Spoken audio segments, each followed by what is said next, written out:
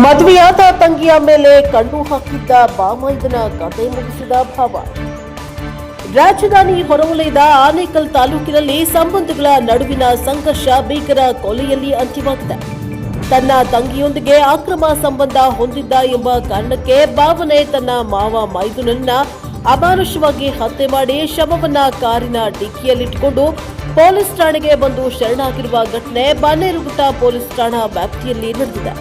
ಬನ್ನೇರುಘಟ್ಟ ಸಮೀಪದ ಬೈರಪ್ಪನಹಳ್ಳಿ ನಿವಾಸಿ ಶ್ರೀನಿವಾಸ್ ಕೊಲೆ ಮಾಡಿದ ಆರೋಪಿ. ಮರಸೂರು ಮೂಲದ 24 ವರ್ಷದ ರಂಜಿತ್ ಕೊಲೆಯಾದ ದುರ್ದೈವಿ.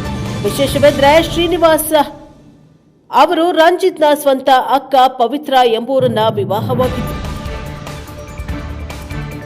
ಈ ಮೂಲಕ ರಂಜಿತ್ ಆರೋಪಿ ಶ್ರೀನಿವಾಸ್ಗೆ ಸ್ವಂತ ಬಾಯ್ಮೈದನಾಗಿದ್ದಾನೆ.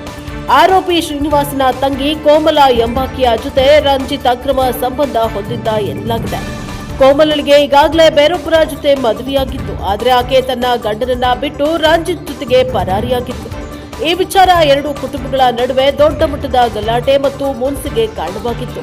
ತನ್ನ ಕುಟುಂಬದ ಮರ್ಯಾದೆ ಹರಾಜಾಗ್ತಾ ಇದೆ ಎಂದು ಕುದಿತಾ ಇದ್ದ ಶ್ರೀನಿವಾಸ ರಂಜಿತ್ಗೆ ಹಲವು ಬಾರಿ ಎಚ್ಚರಿಕೆ ನೀಡಿದ್ರೂ ಆತ ಕಿವಿಗೊಟ್ಟಿರಲಿಲ್ಲ. ಇದರಿಂದ ಆಕ್ರೋಶಗೊಂಡ ಶ್ರೀನಿವಾಸ ಸೈಡು ತೀರಿಸಿಕೊಳ್ಳಲು ಮಂಚನ್ನ ಹಾಕಿದ್ದ. ಇಂದು ಸಂಜೆ ವೇಳೆ ರಂಜಿತ್ನನ್ನ ಮಾತನಾಡುವ ನೆಪದಲ್ಲಿ ಕಾರಿನಲ್ಲಿ ಕರೆತಂದು ಶ್ರೀನಿವಾಸ ಬನ್ನೇರುಘಟ್ಟದ ಬಿಲ್ವಾರಹಳ್ಳಿಯ ನಿರ್ಜನ ಪ್ರದೇಶಕ್ಕೆ ಕರೆದೊಯ್ದು ಹತ್ಯೆ ಮಾಡಿದ್ದಾನೆ.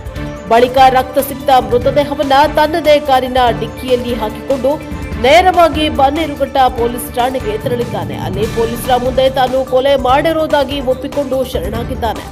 ಸ್ಥಳಕ್ಕೆ ಭೇಟಿ ನೀಡಿದ ಬನ್ನೇರುಘಟ್ಟ ಪೊಲೀಸರು ಪರಿಶೀಲನೆ ನಡೆಸಿದ್ದು ಮೃತದೇಹವನ್ನು ಮರಣೋತ್ತರ ಪರೀಕ್ಷೆಗೆ ರವಾನಿಸಿದ್ದಾರೆ. ಆರೋಪಿ ಶ್ರೀನಿವಾಸನನ್ನ ವಶಕ್ಕೆ ಪಡೆದಿರುವ ಪೊಲೀಸರು ತನಿಖೆಯನ್ನ ಕೈಗೊಂಡಿದ್ದಾರೆ.